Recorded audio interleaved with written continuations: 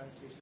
But so I had been into Ghalib for a while, and it was only later that I discovered that Ghalib wrote much more in Persian than he has written in Urdu. He's written double the amount he wrote in Urdu in Persian, actually. And most of us don't know his Persian writing. We are familiar with his Urdu writing because a lot of it is in the public, so it's been sung by different singers. Jagdeep Singh, lots of them. I mean, Begum Akhtar, Ihsan Ghalib, Jagdeep Singh, Karan Ghalib. A singer I really admire these days. Whose name is escaping me straight? There's a art player as well. Sorry. Radhika Singh, but I was thinking of this Shujat, yes, precisely. Shujat has sung some others wonderfully well. Shubhamukal, and lots of people have sung Ghalib. So I think the Urdu ghazals are very popular for that reason. But the Farsi Ghalib has been kind of lost because Farsi moved out of South Asia. So that was my interest in the Farsi Ghalib, and sort of emerged after I've been working with the Urdu Ghalib for a while. And then I came across this Masnavi, Chirag there, and it's a Masnavi on Banaras. And Ghalib is normally hailed as a Delhi poet. Some of his verses about Calcutta are popular.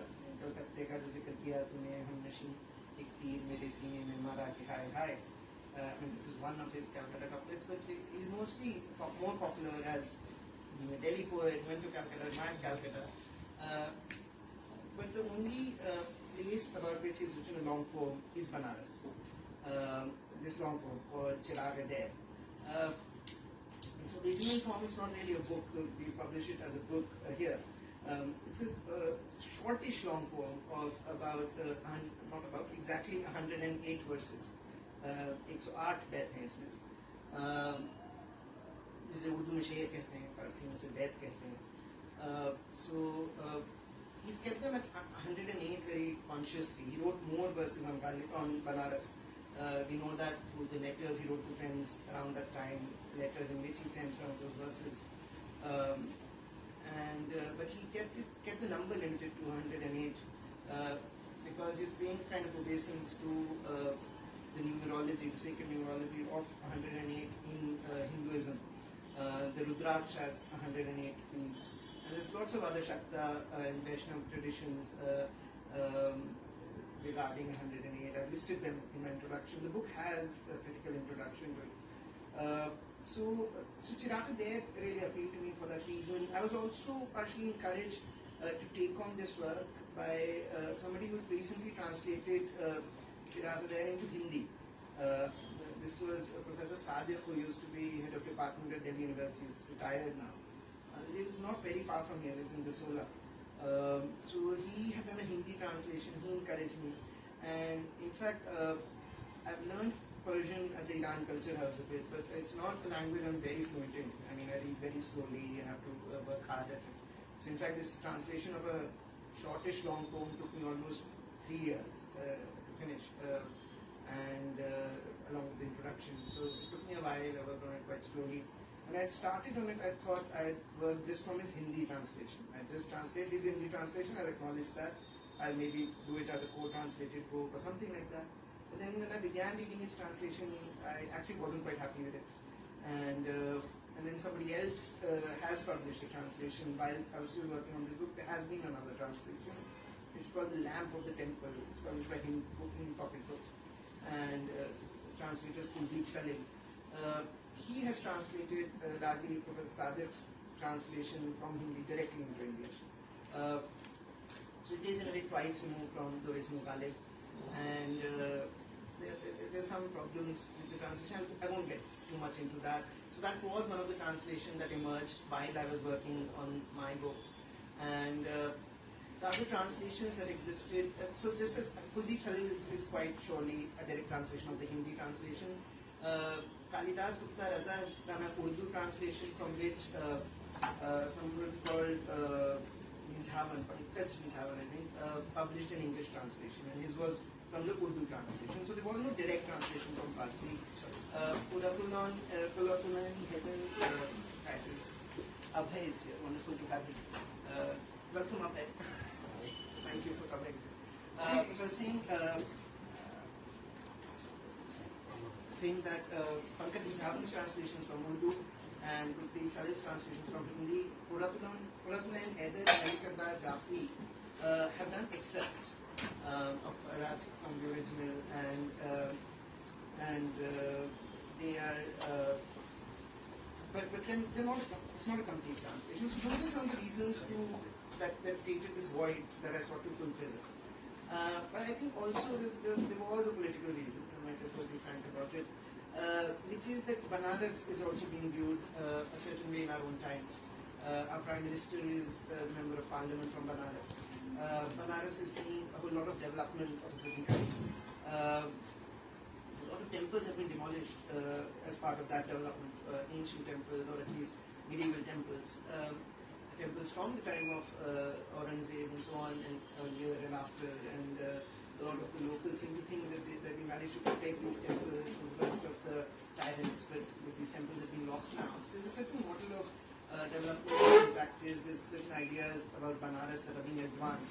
And I thought it interesting to have a look at Banaras through an early modern Muslim poet's voice in Persian about Banaras. I think there's a certain kind of conversion almost that Ghalib undergoes while writing this book. He's acknowledged as much. He's acknowledged in his letters a desire to become Hindu. He said, I feel like this Mir ka shehra sami ke pashta kecha der pe baitha kapka tak Islam kiya.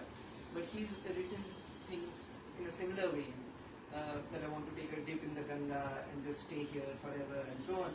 And I've quoted those which from letters in my introduction as well. But by writing in Persian about Banaras, which is otherwise usually a Hindu holy city, and calling it Kaaba-i Hindustan, not Kaaba-i Hinud. Kaaba-i Hinud would be the Kaaba of Hindus, and Kaaba-i Hindustan is of course the Kaaba of what we call India today, what was then Hindustan. I think he's making remarkable moves there of different kinds. He's recognizing the holiness of Banaras. He's seeing the sacred geography of the subcontinent. But he's claiming that sacred geography for himself as much as it exists for anyone else here. And he also opens it up internationally in the same poem. He also says Kashi from Kashan is a half-step journey. Kashan is a place in Iran. Kashan is the same place from where Sarmad, who's buried next to the Jama Masjid, whom Aurangzeb had beheaded, is buried. He came from the Kashan in Iran. He's buried at Jama Masjid. So he's doing, I think, some things. He's making moves that are quite fascinating with regard to Banaras. He's appreciating its holiness. He's appreciating its mysticism. He's appreciating the ideas of moksha, and Banaras as being Abhimukta as a place of Shiva, but also, I mean, he doesn't talk about it as Abhimukta, but he recognizes that one can attain moksha here and so on. But he also recognizes the life that is present in Banaras. He recognizes its connection to the Silk Route, the verses that refer to China, and so on. So I thought it was really vital to put all of Chiragh out there in the public sphere in English, so that the largest Indian, international, definitely Indian or South Asian audience could read this one. Get an alternative view of Banaras perhaps than that is being forwarded today. And Banaras is a place that has over 25% of Muslim population of the city. I mean, over 25% of the population of the city is Muslim. Most of the Banarasi Sikh leaders are Muslim and so on. And the city has over 1,000 mosques and shrines. And some of them are of earlier Persian poets. Sheikh Ali Hazin is an Iranian poet who came from Iran, settled in Banaras, wrote verses about Banaras. I quoted one in my introduction, and settled there and died there. And much of that history has been lost. And of course, Ghalib being Ghalib, it is a wonderful poem, and I've tried also in terms of its poetics to do as much justice to the original as I could. And I write poetry in English myself. I've been translating for a while. So I think I had great affinity to the poetics of it as well, and I tried to not reproduce it. You can't really exactly reproduce the poetics of one language into another in a one-to-one kind of manner, but still do as much justice to it as I could, and I had a strove to create poetry in English as well that is readable and somewhat elegant. Considering से बहुत दफा ऐसा होता है कि मुझे कोई poem अपने किसी काम के लिए चाहिए होती है तो मैं मास को भेजती हूँ तो प्लीज ट्रांसलेट कर दो मतलब of course I give the credit लेकिन मैं बहुत दफे इनसे ट्रांसलेशंस करवाती हूँ तो गजल का तो आप बहुत आराम से कर लेते हैं how difficult was it to translate a मसनवी एंड यहाँ मेरा ख्याल से तो बहुत इवॉल्व पब्लिक पोएट्री है लेकिन फिर भी आप थोड़ा मसनवी या गजल के पोएटिक समझा दीजिए और फर्क क्या है कौन सा Ghazals are usually shorter. There is a ghazal musalsal which can be very long, but the typical ghazal itself is short, composed of 5 to 14, sometimes maybe 20 shades, couplets. And ghazals need not have, they are not narrative poems. Each shade can be a standalone, is a standalone poem. The first two lines, in the first two lines there will be a rhyme and a refrain at the end of both lines. In subsequent lines, the rhyme and the refrain will be reproduced in the second line. The last couplet will have the poet's pen name. The unity of the ghazal is more about the mood rather than there being any narrative continuity. It is not a narrative form. It has stock figures, the lover, the beloved, the rival lover, the ring, who's the drunk, and the Maulvi or the Wahiz or the Wahid, so and so on. So the figures of clerical authority were often ridiculed. The drunk is seen as a radical figure. Some stock figures, the bulbul and the chaman can be there. Some of which does come through to the Masnavi as well, but the Masnavi is a long narrative poem, also written in couplets. Couplets may just rhyme, or they may also have a rhyme and refrain, but the rhyme and refrain are only there in the couplet, in both the lines of the couplet, usually not continuously. It's not the same rhyme that's maintained throughout the long poem of the Masnavi. Masnavi's subjects can vary. It's a narrative form, usually one kind of a story being told. The film that was made a few years ago and ran into controversies, Padmavat, is originally a Masnavi by Malik Muhammad Jaisi. The greatest Masnavi is that of Rumi, Masnavi Manvi, Jalaluddin, Rumi. So these are some Masnavis. It's a much longer poem than a ghazal. And so the challenge, I think, was slightly different. That so when I said I translate Ghalib's ghazals also, or I translate some other ghazals by Zafar and so on as well, I've tried to be as faithful as possible to the poetics and almost try to do a one-on-one. I'm not sure if that fully works always, but I retain a meter, I retain rhyme, sometimes I even manage to retain rhyme and refrain and so on. And do it in couplets usually. One or two ghazals are translated where I've done one couplet into stanzas of 4. I forgot to carry my ghazal nama, sorry. Otherwise I could have read one. There is one translation, perhaps could I read that one? So this is of the Urdu ghazal of Ghalib Bazi Cha Itfal Hai Duniya Mein Gaya Ki, Hota Hai Shab Roz Tamasha Mein Gaya Ki. I'll read a few verses, it's a longer ghazal, so I'll not read all of it. A child plays the world in front of me. Night and day the tamasha is swirled in front of me. As the world and swirl rhyme and in front of me becomes the refrain. A game is the throne of Solomon to me. The miracle of the Messiah too is told in front of me. So you keep the Radif and the Kafi are both in English? I try. In this one I've done both. And sometimes I'll do one or the other. It's not always possible to retain both in the ghazal. Maybe I'll just read one or two other couplets from here. You speak truth that I am vain and arrogant too. Behold, there sits the silver mirror, idle in front of me. My colleague, my fellow drinker, my secret keeper, he is. Why call Ghalib bad? He's of a better world in front of me.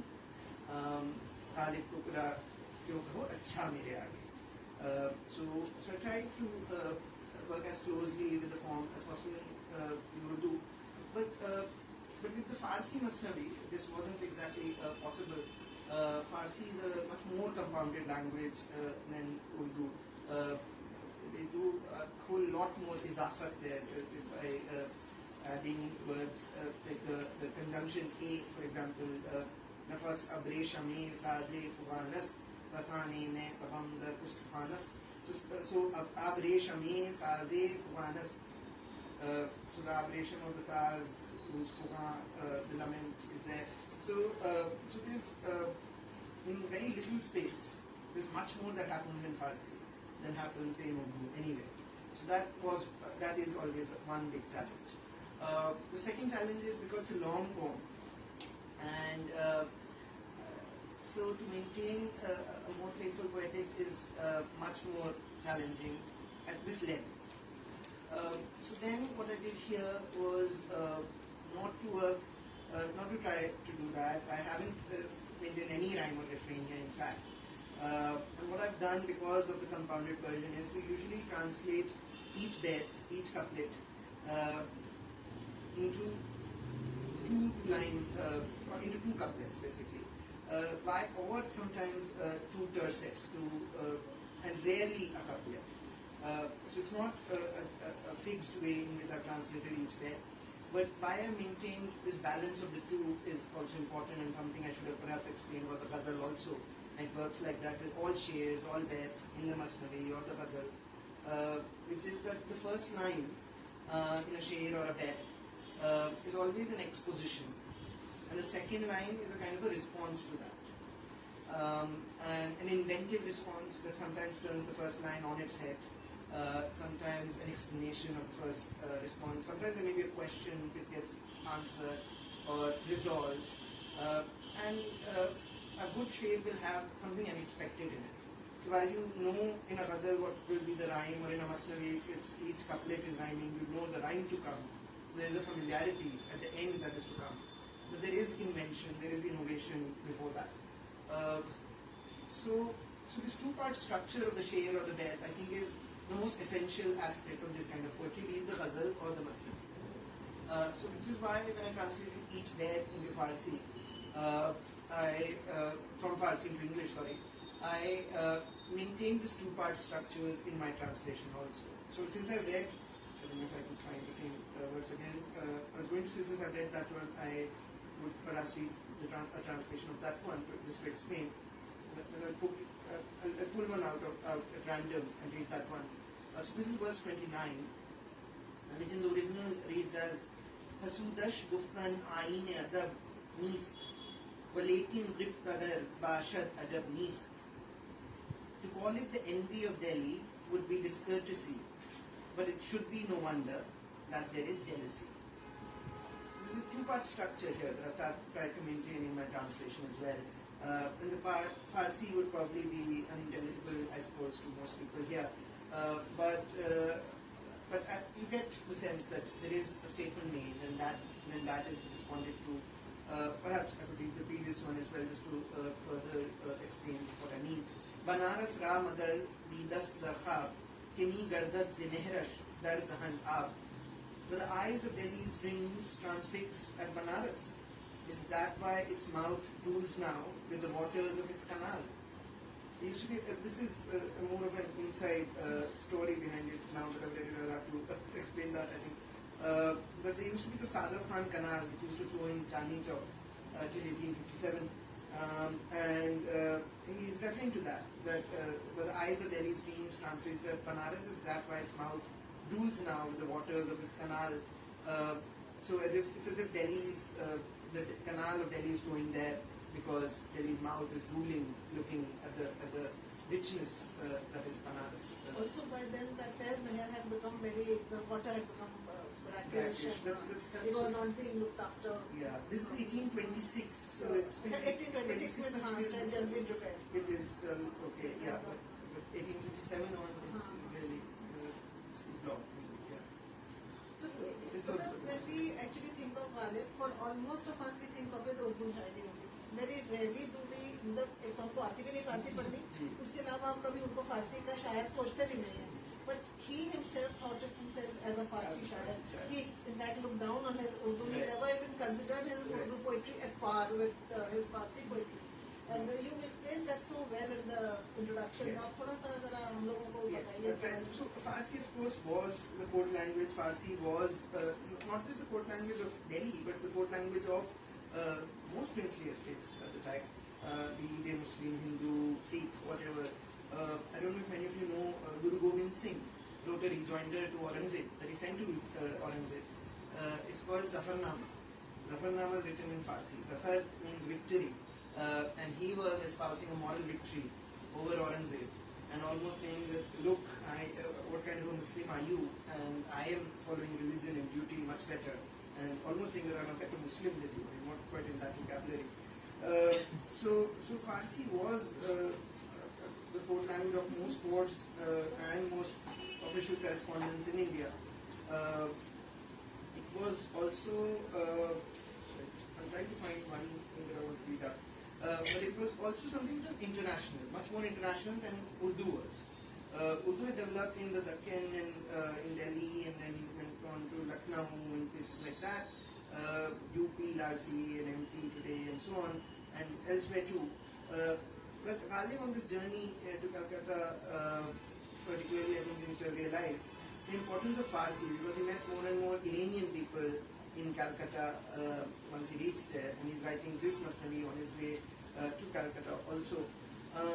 So I think there's also consciousness that he wanted to be an international poet, to be read much widely than he would be read if he were writing in Urdu, because then he would be read just in India, but with Farsi could be read in Central Asia, in Iran, and so on.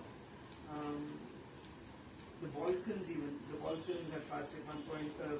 The Shahab Ahmed, who has this wonderful book called What is Islam, speaks of the Balkans to Bengal complex, and speaks of this idea of Islam from the Balkans to Bengal, which is far more Persian, which is primarily Persian. It's a Persianate culture. It's not an Arabic culture. People keep Hafiz as the book beside the Quran in their house, the important book that they refer to. लोग फाल निकालते थे हाफिज से. फाल निकालना is like if you want an answer to a problem. People use the divan of Hafiz also. Sometimes they use the Quran or something else, but people actually used Hafiz's divan, poetry in Persian, to find answers almost in astrological sense or something like that from Hafiz. I'm trying to find this verse where Ghalib says, read my Persian. Yeah, here it is. Farsi deen tab dini naqshai rang rang beguzar az majmu'a urdu ke berang manast. Read my Persian verses to behold pictures of varied hues. Overlook the Urdu collection, for it is colorless. This is what he said about his own Urdu poetry in contrast to his Persian. And although earlier he'd written, and that also in ways praise for Persian, he'd written in Urdu, Tarz-e Bedil mein rekhta kehna Asadullah Khan qayamat hai. Writing rekhta in the manner of Bedil, by God, Asadullah Khan, what a feat. Bedil was this Indo-Persian poet, very good one, and Ghalib admired him most of his life, but towards the end of his life he threw Bedil away because he basically threw out the whole of the Indo-Persian canon. He said all poets who were writing in Persian in India are bad poets except him, and he was good because he made up a figure. He probably made up a figure. He said, I had a tutor from Iran when I was young, when I was living in Agra, a tutor called Abdus Samad, if I remember the name correctly. But it is all probably apocryphal. He probably never had such a tutor. But he said, because of that, I know Iranian Persian, and that Persian is great, and all of these people around who are writing in Persian in India are not good enough. But overall, he just wanted to emphasize his own street cred almost as a Persian, a poet writing in Persian, as a Persian poet. And that's why even his Urdu poetry is better, because first, in his early part of his life, he's saying, I'm writing Urdu in the manner of Bedil, who's the best of the Persian, Indo-Persian poets, the poets writing in Persian in India. And then later, of course, when he's writing in Persian directly, he says something like this, that Farsi bin tab bini naqshai rang rang beguzar az majmu'a urdu ke range manast. that overlook the Urdu collection, or it is colorless. I wish we could also learn Persian. I tried many times, I'm not being successful. I want to know very little. तो मुझे शायद जाना पड़ेगा Iran house. लेकिन ये जो किताब है, इसकी एक खासियत ये है कि इससे मेरा कुछ बचपन भी जुड़ा हुआ है. Like my nana, my mother's family, they were the diwans of Kashi Naresh, Ramnagar जो बनारस से जुड़ा हुआ है. And the biggest employer of my mother's family was Kashi Naresh. वहाँ से बहुत chief secretaries, diwans, and like my nana was the president of the council of because वो minor थे महाराजा विभूति नारायण सिंह. तो like I grew up on these stories के नाना जो थे, क्योंकि महाराज जो थे, he was studying in Mayo College. तो नाना का ये काम था to ensure a steady supply of Ganga जल, क्योंकि महाराज तो सिर्फ गंगा जल में ही नहा सकते थे. So his job was that कि it should be not, and और बहुत सारी ऐसी चीजें थी जैसे कि अब now this the Sahara celebration is a UNESCO certified thing. तो my खाला would be, जैसे वो स्कूल में थे, तो my खाला tells me that like she as an 8-year-old was on the elephant right in front. Because ये हुआ कि अच्छा महाराज नहीं है तो दीवान साहब के घर से कोई आ जाए. He had daughters, तो अब ये सामने में है. तो मतलब imagine सिंह के एक काशी नरेश है, वहाँ के ऊपर माहौल है. There's this Muslim girl on the elephant in the Dussehra Puja. So that's a kind of cosmopolitan this thing that Banaras था, जो हमने कहानियाँ सुनी है. And that is exactly what you have shown in this. के गालिब जैसे कि अभी बाहर ने कहा था ना कि इस किताब में 108 बैत है. Because रुद्राक्ष की माला 108 होती है. So he has omitted, in fact, जो शुरू में इन्होंने अपनी किताब में एक शेर दिया है जो उसने लिखा था, he omitted it because 108 से ज़्यादा हो रहा था. That itself is so beautiful, but he omits it because उनको ये समझता that awareness was there. Translations हो रहे थे फारसी से, मतलब संस्कृत से फारसी में, चाहे वो अकबर के वो रामायण या महाभारत उन्होंने करवाए या उपनिषद किए दारा शिकोह ने. So एक वो माहौल था which is now somewhere people have forgotten कि ऐसा भी एक माहौल होता था. वो बताओ जो ये इनके अब जैसे वो काबा हिंदुस्तान कह रहे हैं, and he keeps talking of the Ganga, he keeps talking of how he wants to lose himself in Banaras. मतलब वो खुद ही वहाँ मोक्ष पाना चाह रहे हैं. तो मतलब what तो सिर्फ not just how it reflects है, लेकिन उन्होंने जो एक कहा है ना, how was his upbringing, the Delhi of that time also is reflected in how he writes. I think so. Before I actually answer your question, because of what you refer to the Kashi Naresh, I want to say something about Kashi Naresh also. There is a current Raja, there is a current Kashi Naresh also. But he's hardly visible. I don't think any of you know what he even looks like. I don't know what he looks like. He hardly makes himself visible. But you see a different kind of a kingdom being created out of Banaras, and you see a different face today. So there is, I think, generally a difference from that time as compared to today that exists, and things are politicized, and different kinds of sovereignties are being created, and we have different faces associated with Banaras today. So I think so that was such a cosmopolitan environment where perhaps people didn't project themselves to be the face of Banaras. They didn't see themselves as being primary to a city that is otherwise so holy, otherwise so important to most Indians, to most Hindustanis of the time. You find references to Kashi in Malayalam, in Tamil, and there are ghats that are dedicated to different communities from Bengal, from Tamil Nadu, from Andhra, wherever. Like there are different communities that have been settled there for generations and generations. And Banaras in a way is bigger than all of them. And I think Ghalib also, upon reaching Banaras, probably felt that Banaras almost again, Banaras healed him. Banaras, in fact, this is again not an exact response to your question, but I've quoted a letter here at length. I've translated from an Urdu translation of the Persian because it's a long letter and I had easier access to the Persian. Where is there anyone here from Allahabad? Allahabad, I understand.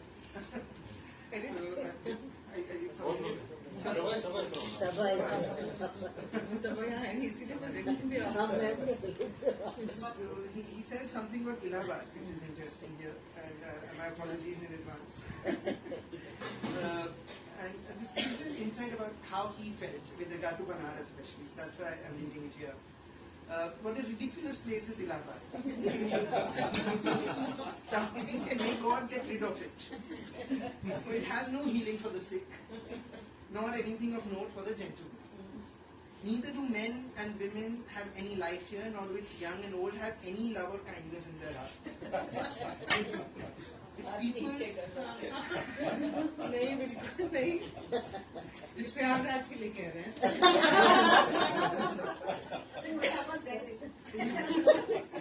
He'd actually run into the followers of Patil, who was a kind of who he had said something negative about Patil's poetry, and Patil was a Persian, Indo-Persian poet, and his fans had probably hounded Ghalib out of Allahabad. That's why he's writing this. So he's saying its people are a blot on the face of this earth, this desolate habitation. Maybe I should stop. Maybe I should not. Oh my God. Please continue. Just carry on. It's just a reaction. It is unfair to call this terrible valley a city, and it is so shameful that a person should stay in this dwelling of ghosts. Because, and I've skipped bits, so this is not all of it. He says, because it has heard that the sinful would also obtain grace for the sake of the virtuous. It has cast its 100,000 dishonors with its 3,000 hopes with a lot of Banaras, and sent the river Ganges speeding towards Banaras as a sign of respect. However much of a burden Banaras may find it to look at this black-faced city, its heart is comforted by the knowledge that the Ganga lies between the two. By God, if the return journey from Calcutta means that I have to travel to Allahabad, then I shall drop the very idea of returning home and never return. He has stopped in Allahabad on the way. Suffice it to say, after spending night and day in the city of ghosts for the crime of not having had my luggage delivered yet, I found a ride the next morning and quickly reached the banks of the Jamuna. I crossed the river like a fast gust of wind and made my way to Banaras. This is like somebody who's lost their luggage in the airport and they swear he's wale airline se apna And the airline didn't treat him well, basically. So, and then he describes Banaras, and that's really what I wanted to highlight. On Thursday, a heavenly, life-affirming breeze arose from the east that energized me and refreshed my soul. The miracle of this breeze cleared the haze I was enveloped in and lifted my spirits like victory banners. The waves of the cool breeze swept away all weakness from my body. What can I say about the city of Banaras? It would be justified if I were to call it the mark on the heart of the universe because of its excessively heartwarming qualities. And what do I say about the surroundings of the settlement?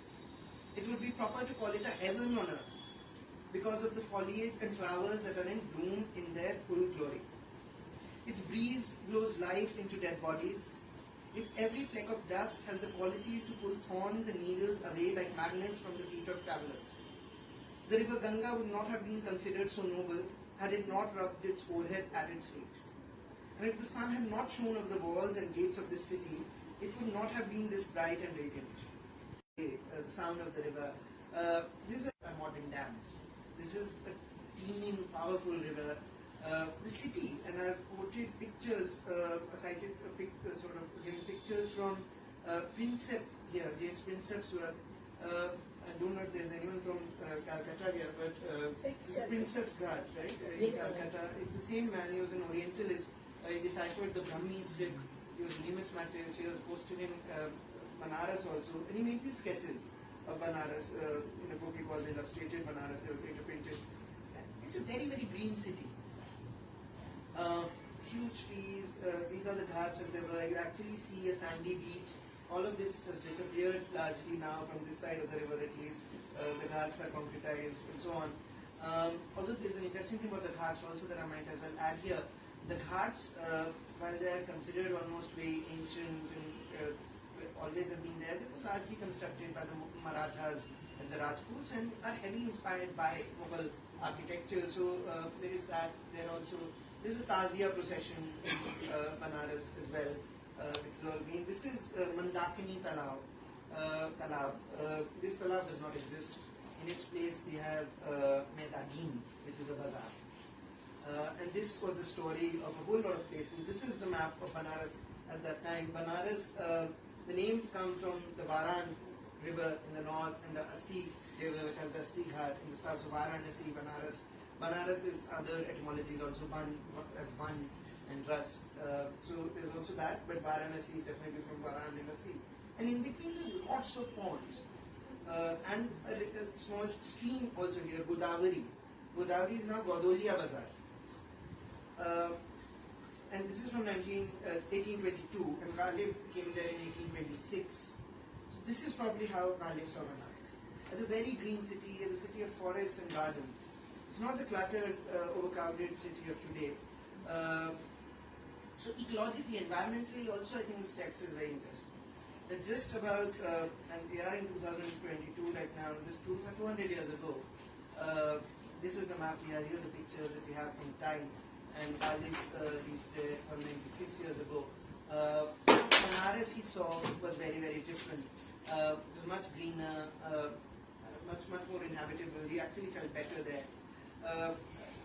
I'm sort of going in a very roundabout way to respond to your question. You asked more about Delhi. From the expression So you asked me more about Delhi, but I'll come to that. And I was just talking about the influences that shaped his life. कि इतनी cosmopolitan एक शहर है जिसका वो appreciate कर रहा है. His own knowledge is so deep about all the things. So what were the influences that shaped his life and people at that time? Right. I think the influences.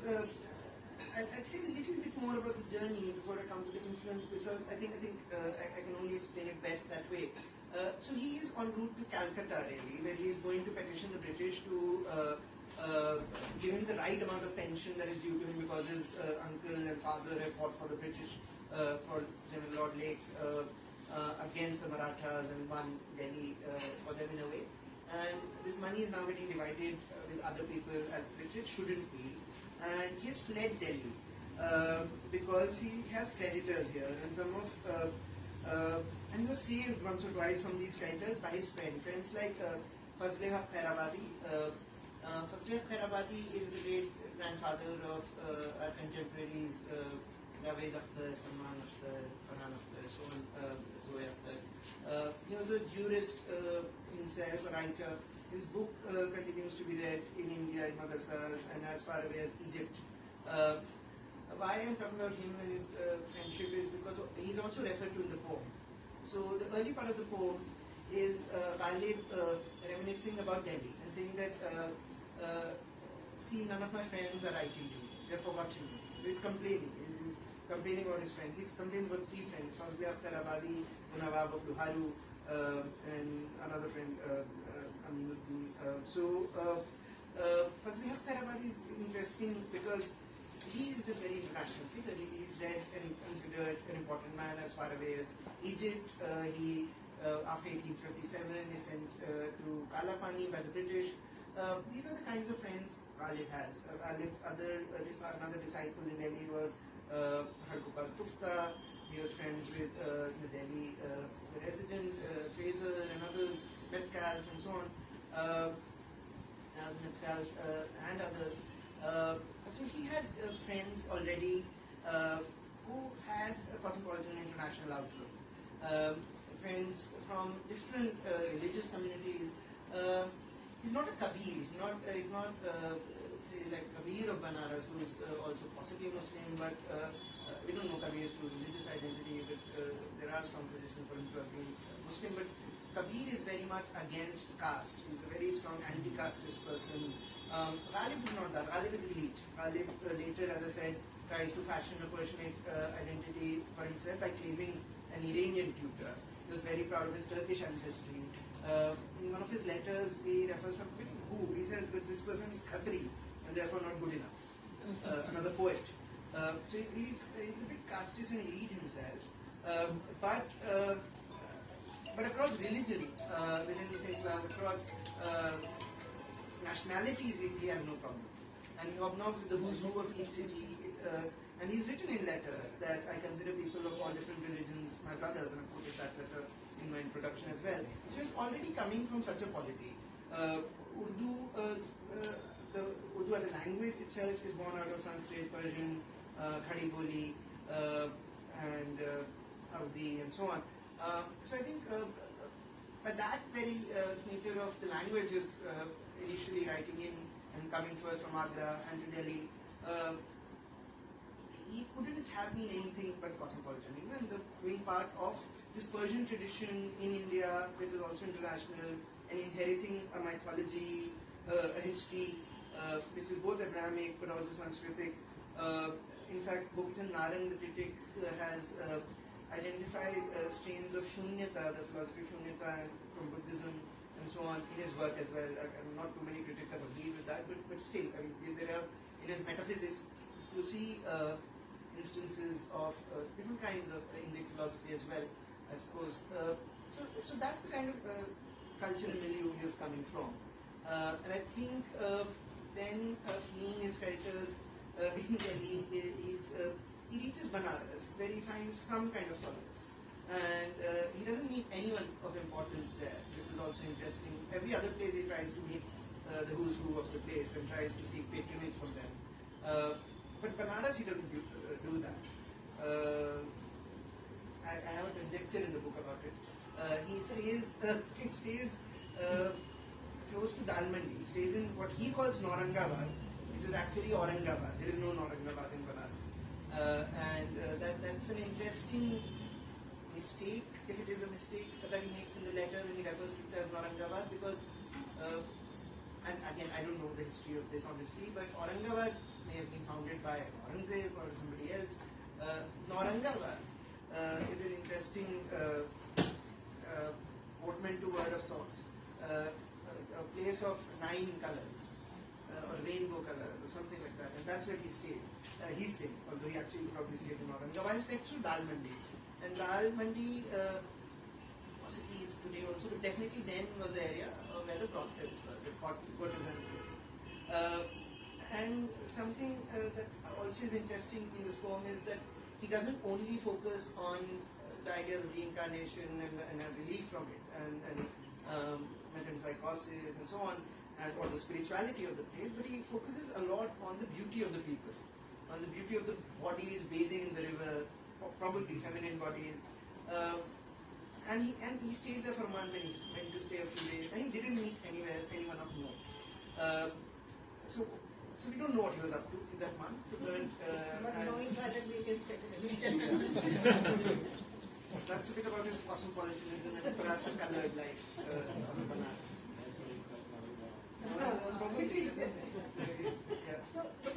तुमने इसमें तो कहते जब किताब जो भी सब पढ़ेंगे तो it comes out very clearly, लेकिन ऐसी कौन सी चीज थी बनारस में जिस पे गालिब का दिल लगा? I don't mean the Dalmandi lady जगह, one thing, and can you read the few verses जिसमें वो is describing the verdant nature of the city and all that? So he's really in love with the city itself. So in the early part, he's saying there are verses, maybe a few verses of things that I've already referred to. So he's complaining that not one of my fellow citizens partakes in my pain. It is as if I had no country in the whole world. He uses the word Vatan, which is a very interesting word. Vatan can mean home. Vatan can mean homes were usually cities, and cities were states rather than entire empires or countries. It was, of course, modern India. So they're translated as country, but he's used Vatan in places. And then he talks about the 3 friends. He says, I seek 3 from among the lords of my country. Perhaps I'll not read those verses. And then he says, I admit I've come away from the city of Delhi, but how have my friends forgotten me so quickly? It is not the wound of separation from the garden of Delhi that burns. What burns is the inconsideration of my friends. And then he says, even if I have lost Delhi, why must I grieve? May the world prosper, there is no dearth of cities. And basically what he's hinting at, that he'll find another city, and he's found another city, which is Banaras, where he can establish a kind of a home. And he says, I welcome now a flowering land, spring settles here on the horizon of the heart. I find this a beautiful image, spring settling on the horizon of the heart.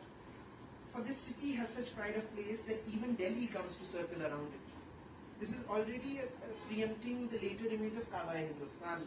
The Kaaba is a place where the pilgrims circle around the central monument. And he's saying Delhi comes to Banaras and circles around it.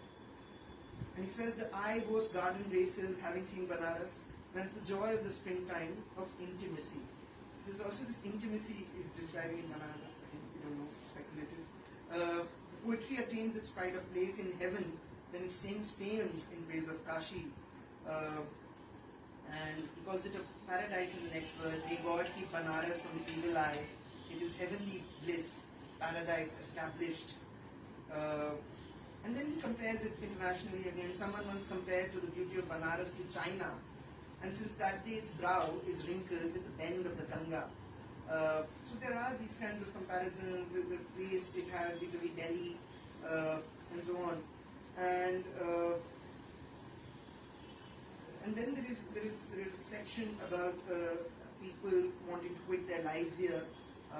The idea of what we know today is tourism or a pilgrimage kind of tourism around Mukti Bhavans and so on.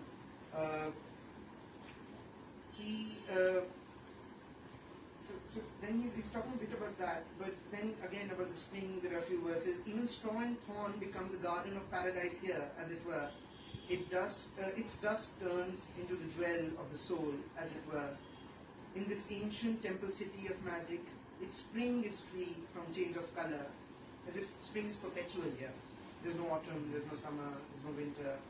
Be it in spring or in summer or winter, the weather here each season is that of heaven, escaping the bleakest winters and scorching summers. Spring pitches winter and summer camps in Kashi. Autumn, when it shakes its wings in pride, becomes on Kashi's forehead a proud sandalwood mark. Again, there's something slightly interesting here that perhaps I should also point out. Let me read out the next couple of verses, then I'll actually comment about it. Bowing in respect to the very air of this garden that is Banaras, the spring breeze wears a janeu made of flowers.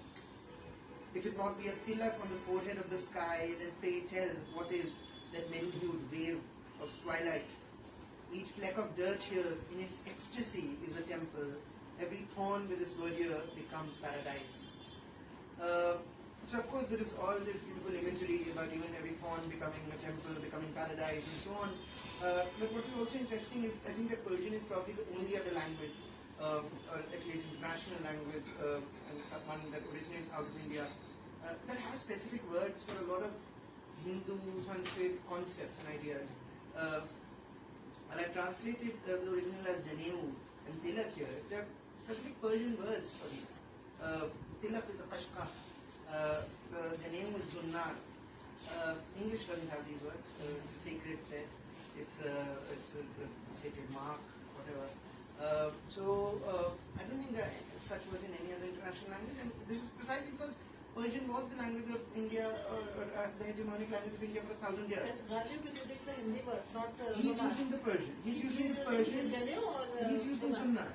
He's using sunnah, and I think that himself is interesting. So there's a kind of a Persianic conversion happening here, which is I think quite interesting and cosmopolitan, and both international and unique to India.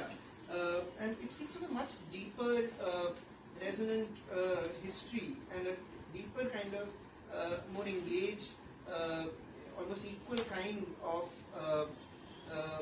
internationalization and globalization, rather than the very Western-focused, more exploitative globalization we see today. I think this cultural scene is far richer and more fluid. And you see it in other words. Sugar goes from India to Central Asia, and from Khan come these words, Samarkand, Tashkand, and so on. And this Khan gets developed into Gulkand there and comes back to India. So it's happening not just in language, it's happening in food and so on. At this time, melons have been brought to India by these people who came from Central Asia, melons, plums, all sorts of fruit and things. They're not native to India. The only native Indian fruits are really possibly mangoes and bananas and bear mentioned in the Ramayana and so on. But most of the fruits we eat, apples, everything, all of these come from Kandahar, anar comes from Kandahar, grapes come from that region. It's a very fluid exchange. I think Ghalib is a part of that. And this culture, and these, I think, are also interesting, important moments to recognize it. So I think I will open the floor for anybody who has any questions. It's a very pedantic question. Which month was he actually in Banaras? मौसम तो उनको अच्छा ही लगा था. Winter probably. November, December or sometime around that. हाथ का cross किया. Because to imagine it not having summer or autumn or anything else. It is very green, it's next, but it's on the western side of the Ganga. So the breeze would blow from the east and would flow over a teeming river. It probably cool down. The hot breeze would cool down, flowing over the river, and if it is all green, then it would be much cooler than it is now. I think the ecology is important in the poem. I think it's quite strong and quite importantly present here. Would you get cold? I don't know. I mean, he is there in November, December, and he's saying it's perpetual spring. So it That definitely doesn't sounds get cold. lovely. Doesn't get cold. Definitely. This was 1822. 26 he's there. 22 is when Princep is doing his artwork and maps and so. How long he was there in Banaras? A month. Only 1 month. A month. And he likes Writing. he was writing about But after leaving Banaras, did he ever write remembering Banaras or anything? In letters he's recounted. In fact, I end my introduction with a quote from a letter. Maybe I could quickly read those Introduction two is lines. fantastic. It He says, situates the whole book. Banaras is beyond words. This is towards the end of his life. He is writing a letter to Niyada Khan Sayyid. He says, Banaras is beyond words. Such cities are seldom created. I happen to be there at the height of my youth. So he's around 29 when he's there in Banaras originally, and then he doesn't return. He says, I happen to be there at the height of my youth. If I were young now, I would go and live there and not return. So he reminisced about Banaras at different points and did find it very appealing always and remembered it fondly. How long he was in Much longer, over a year I think. I forget exactly how long, but over a year. I think that in all the journey took about 2 years. So I think he came back much faster. But I think he spent almost a year reaching Calcutta and then was there for almost a year and then he came back within 2-3 months. Yes, and but also engaging with the Persian poets there, got into fights with them and wrote another Masnavi, not about Calcutta, Bade Mukhalif, so the breeze of opposition can be called, and which is a kind of a literary poetic treatise which is against the kind of Persian writing and poetics being practiced there, and specifically in a way targeting Qatil. Although it was meant to be reconciliatory, but wasn't at all, and gave further offense. Did he write something? I think he must have meant that. Did he write something about Kolkata like Banaras? So I think maybe before you came, I quoted one verse that I remember off the top of my head. That's in Urdu, so it might be more easily understood. कलकत्ते का जो जिक्र किया तूने अभी नहीं, एक तीर मेरे सीने में मारा के हाय हाय. So he feels almost wounded by nostalgia. Later on, he writes that at the very mention of Calcutta. He wrote that in Urdu. He wrote that in Urdu. In Persian also, I think he may have written something, but nothing as long or as substantive as he written about a city like this Masnavi on Banaras. He writes a few odd couplets here and there about cities. Doesn't write anything long in verse about cities except this poem. In letters, he writes. He has a diary about the mutiny in Delhi, Dastambui, and he has he's written a lot in letters about the mutiny in resolutions after 1857. But he doesn't, in poetry, doesn't write about cities per se, because the ghazal anyway is not a narrative form, and most of his writing is in the ghazal form. He has written some masnavis in Persian, but he doesn't really write about cities. This is the way. But he wanted to get studied in Calcutta, right? He said कि he ये said वो this शहर है कि उसको साल आगे भी जीता है और पीछे भी probably, but like I'm saying, he's also saying this about Banaras. कि मैं वहाँ अगर if I would go there today, I would just settle there and not return. So he's saying this about Banaras also. And I think a poet's love for a place should be measured by what he writes in poetry about a place rather than in prose. So I think the best he could do is to write a long poem on a place, and that he's done only for Banaras.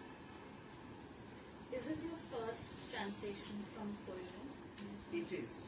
And How did you, I mean, you said that your knowledge was kind of, you were also building on it as you were going along, but like words like, you know, the word for Janeo or Tilak, these are quite, I'm guessing, and These words are there in Urdu also, incidentally, Okay. Zunar and Kashta. But yes, I work closely. I have studied some Persian. I also, when I was translating this, I kept all the translations that I could find alongside. So gradually, I discovered some English translations also.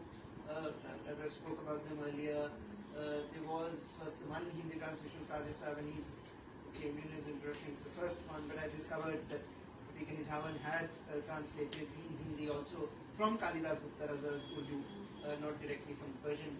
So I read that. Then in Urdu there are many translations. 5-6 translations are there. There too somebody, one or two translations are quite complete. The rest are of some verses and not all. So I looked at all of those translations also. Zoe Ansari's was quite good, and that influenced my practice a bit. The Urdu translation. So there's all of that, and I worked slowly, like I said. So 108 verses is actually can be printed on 4 pages, 8 sides. Actually, you can print the 108 verses on. I think. So it's actually not very long in terms of it's not prose. It's not very long in that way. But I almost agonize over each and every word. I've looked at dictionaries. I've looked at different versions online and so on. So that's how I've worked. But it was also poetry. So, and I tried to translate it into verse. I mean, you can tell me how you find the verse upon reading it. So that also meant slow going. I mean, when it prose, like I translate that letter, for example, that was much faster. Prose one can do faster. I think verse takes its own time. It was wonderful listening to you. First of all, I'm sure the book must be terrific as well. It's fascinating, as you mentioned, the work that he's done in Persian. The data point I've come across is there are 6 times as many verses in Persian as there are in Urdu, which is those of us who are Ghalib diehards, as far as the Urdu part is concerned, we just wonder, what is it that we are missing out on? And some of that you've talked about today. Lovely to hear that.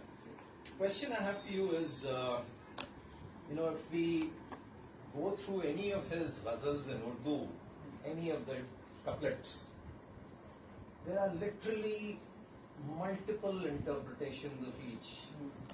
The literal translation or the lafzi tarjuma just doesn't do justice to anything that he writes. So I just wanted to ask you, is it a similar situation with what he's written in Persian? I mean, can you deduce multiple, facets out of each couplet? I try to keep my answer short, but it's a complex question you asked. So in Urdu, I think he was doing more. Just as an example, na tha kuch to khuda tha, kuch na hota to khuda. I've seen reams of commentary on this one couplet alone, and each of them pull you into a different direction. So is it a similar situation here? So I translated that verse also. So I'll begin by my translation of that. It was nothing, there was God. There would be nothing, there would be God. My being drowned me or defeated me. Yes. Different versions. कुछ न होता तो खुदा डुबोया मुझको होने ने न होता मैं तो क्या होता. My being defeated me. Had I not been, what would have been? If you read that English translation of mine, you can still, I would like to imagine, interpret at least 3-4 meanings out of that English translation also. Okay. So that is how I seek to practice my translation, that I try to translate in a way that I retain as many meanings as possible. But having said that, Ghalib is innovating far more in his Urdu writing than he did in his Persian writing. And I think there are interesting reasons for that. Urdu is not that old or established a language still. He's one of the last of the classicals, but he's still a classical poet in some ways. He's a very modern poet in other ways also. But there is more to do for him in Urdu. and he brings far more Persian to Urdu than possibly any other poet. Mir in the previous century is writing in a very simplified language. Yaron zara tuk to ruko maine she mein hoon. In fact, tuk is a very dialectal word. So Mir is using more dialect, very little Persian. He's creating beauty out of simplicity. I think Ghalib is his opposite. He produces beauty out of complexity. And it's not to say that Mir is simplistic. And in fact, what Mir does, I now seem to feel that I've only worked on Ghalib and I've been a bigger Ghalib fan for most of my life, but I think what Mir is doing is as good and even better in some ways, to create that kind of beauty in simple words, but to still carry complex ideas forward is miraculous. And but Ghalib in his Urdu poetry is giving complex ideas, giving multiple meanings, because he's changing a new tradition, a nascent tradition, innovating therein. In Persian, he's working with a very well-established tradition. And in Persian, I don't think he also has the same kind of linguistic capacity to innovate as much. Because he knows Persian well, he can innovate using Persian more in Urdu. But in Persian, because he wants to be more Persian than even the Iranians, he doesn't, I think, want to fiddle around with it too much. So he doesn't take Sanskrit words to Persian, for example. He'll write in very chaste Persian. He'll try to be as rhythmic as possible. He'll not change the poetics. So he's, in some ways, more conventional in Persian. So there is less ambiguity in the Persian verse as a whole. From whatever I've read, I've not read all the Persian works of Ghalib. This Masnavi I've closely read. The Masnavi as a form, unlike the Ghazal, is a narrative form. So when you're narrativizing, I think there is perhaps not the kind of scope for ambiguity that is there in the Ghazal, where each couplet is a standalone poem on its own, and that should really challenge. And you're only giving the listener 5 to 15 verses at a time. That's it. That's the whole work. Listen to it, read it, engage with it, play with it, unravel it, do what with it. It's a short work. When you write a long Masnavi, you're asking of your reader or listener a different kind of, you're making different kinds of demands of them. So they have to engage at length. At length, you cannot have that same kind of expectation that each verse they have to wrap their minds around. So in a way, it was simpler in that way. Having said that, I'd like to read the very last verse of the poem. The illa dam zanu taslim lasho bugo Allah barpe maase basho. I've translated this as breathe of illa, exception, and except la, denial. Say Allah, and like lightning, extinguish the rest. So ostensibly, in the last verse, it says that he's saying nothing else matters apart from Allah, and almost extinguish all of this that I've been saying about Banaras, and that's it. I mean, dust it and whatever, but not quite. Not quite. This is a build-up. So there has been a sequence where he has been asking a dervish that why doesn't doomsday come to the earth? Qayamat kyun nahi aati? And the dervish, and he lists all reasons, saying bhai se lad raha hai, baap bete ka khoon ka pyasa hai, and so on. Why aren't we getting doomsday? The dervish points at Banaras and says that God doesn't want to destroy the city. That is why we don't. He doesn't want to destroy the earth. So he's saying things like that. He's also saying Kasha from Kashi is a half-step journey, and Kashi is the Kaaba of Hindustan. He's saying those kinds of things also. I think for him, religion per se doesn't matter in its form. He's religious, he's spiritual, but there is one God in these places. He has a katha, which I've also quoted in the introduction, perhaps I'll read that as well. Masan Shaukate Urfi ke Bood Shirazi, Mashu Asir Izulali ke Bood Khan Sari, Basomnate Khayalam Dar Ai Tabini, Rahan Faroz Bardush Hai Zunnari. Do not be awed by Urfi even if he is from Shiraz. Don't be taken by Zulali, though he comes from Khansar. Come into the Somnath of my imagination and see soul-stirring forms adorned with the Janeu on my shoulders, the Zunnari. Come into the Somnath of my imagination. In his imagination, he has a Somnath. In Banaras, every speck of dirt is the temple. He inhabits all of this, I think. I think his Allah is not just there in the Kaaba in Makkah. His Allah is there in the Kaaba of Banaras also. It is the one God. And in this, and he's saying, go Allah, say Allah. Barak Masiva show and Barak is lightning and extinguish the rest. He's not just talking about a God, the Muslim God, and so on. So if you read this verse very literally, it will read that way. My translation reads the way the verse with the original reads. But there is interpretation possible of the English also, just as it is of the Farsi. So I think that's how I try to translate. Long answer, I'm sorry. Ghalib के उर्दू कलाम में ज़्यादातर शिकायत या तल्ख दिखाई देता है। जैसे दिल्ली तो है ना, सुनो तो इसी तरह से भरना है कि रोएंगे हम हजार बार, कोई हम सब यार एक बात तो कहते हो कि तू क्या तुम बताओ या ना। इसके बाद कहीं ना कहीं उनकी बेगम भी ने बात कही कि लोग आपको तस्लीम नहीं करते, दिल्ली में आप रहें, आप वापस आगरा चले जाइए। इस पर कुछ रोशनी डालें। और क्या ये अंदाज फारसी के कलाम में भी उनके देखिए, मैं कह रहा हूँ मैंने फारसी का सारा कलाम तो नहीं पढ़ा है, उर्दू के ही से मैं भी ज़्यादा वाकिफ हूँ, लेकिन मैंने इस मसनवी से भी ज़्यादा काम किया था। इस मसनवी की ही बात कर सकता हूँ। इस मसनवी में भी वो शुरू इस तरह कर रहे हैं कि नफस बासूर दमसाजस तिमरोज खामोशी में अक्षर राजस तिमरोज today my breath conjoins the notes of the Sur of Israfil. जो on doomsday there will be a conch blown by Israfil, or a trumpet, that's the Sur signaling doomsday. So today my breath conjoins the notes of the Sur of Israfil, and my silence tends to become the plains of Hashr. It's the plains of Hashr where the soul will be judged for their good and bad. Today all secrets will be unveiled. He's beginning with almost doomsday. He's talking about how I'm the vein of stone, my writing sparks, I'm a fistful of dirt, I write dust storms. He begins negatively, then complains about Delhi being not faithful to his friends, forgetting him, and then he reaches Banaras and everything becomes good. So there's a bit of the lament here. But even to refer to the Urdu kalam, in fact I've quoted that here. I think Alji Sardar Jafri, for example, has said that there is a majesty even in his grief. His grief is glorious, even in the Urdu poetry. So he's not a poet even in the Urdu of melancholy. हर एक बात पे कहते हो तुम कि तू क्या है, that poem still slightly more angry, but something like Bazichat Fal hai Duniya Mein Rakhi is also great arrogance towards the world. There's also play.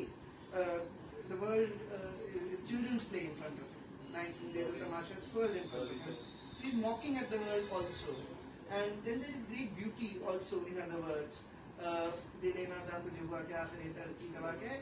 Why do we don't have to read that Dile Dard negatively or as great grief always.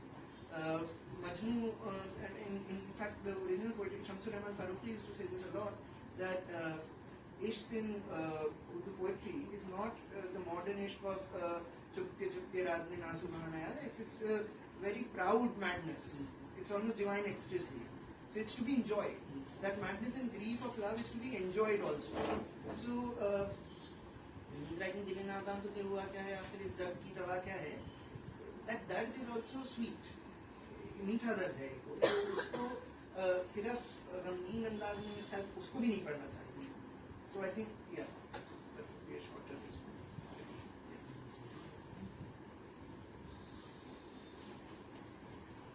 Calcutta still has a Mirza Ghalib street, but Banaras में कोई है उनके नाम से? नहीं, state तो नहीं है उनका कोई. जहाँ वो रहे थे, he stayed in two places. He stayed in a sarai first, and then he stayed in an old woman's house that he rented. No clue of those either. I tried to look. In Aurangabad area, where the sarai may have been, there are two huge gates that survive, and inside is just cluttered inhabitation. So those are the only two gates that possibly are from his time. There is no memorial. There is nothing. वहाँ के शख्स थे. Bengalis are better that to commemorating poets and literatures, I think. So there should be something of Ghalib's in Banaras, sadly. It's been a very fascinating discussion. Thank you. Thank you, Maaz. It was absolutely delightful. My It pleasure. was Thank you for delightful, having and me. thank you, Ranapa. We know that we can always take advantage of your goodness and your warmth and everything.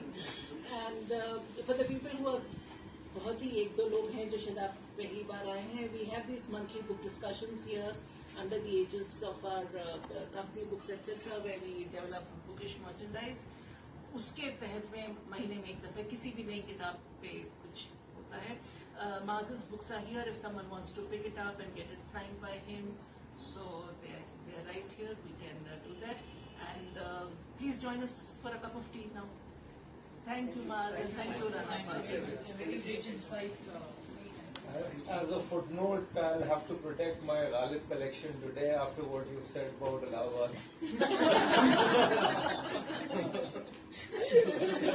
ताला लगा के रखना पड़ेगा. Not here, I think. He's missed. Sabha was not here. Sabha She missed was it. at least here. letter that there is written about Allahabad. देखिए उसकी वजह ये भी है कि देखिए वो सर्दी में बनारस गए थे. अगर सर्दी में इलाहाबाद आते तो ये किताब इलाहाबाद से तो अगले ही दिन बनारस पहुंच गए. Table is there. Yeah.